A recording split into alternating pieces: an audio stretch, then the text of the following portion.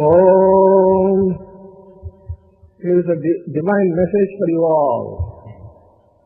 Pure as the snow of the Himalayas, bright as sunlight, expansive as the sky, all-pervading as the ether, unfathomable as the ocean, cool as the waters of the Ganges, is immortal Atma, the substratum for the world, body, mind and prana. Nothing is sweeter than this Atma. Purify your heart and meditate. Plunge deep in your heart.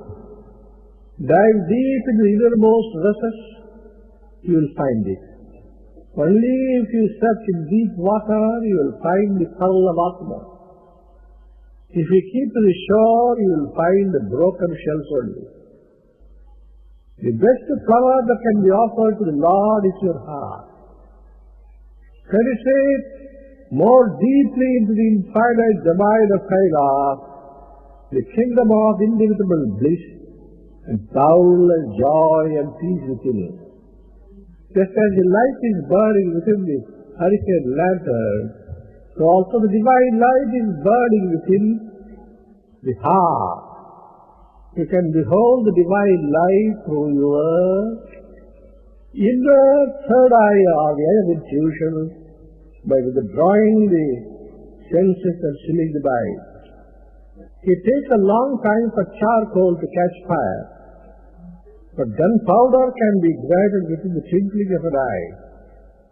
Even so, it takes a long time for lighting the fire of knowledge for a man whose heart is impure, but an aspirant with great purity of heart gets knowledge of the self within the twinkling of an eye, is the time taken to squeeze a flower by the fingers.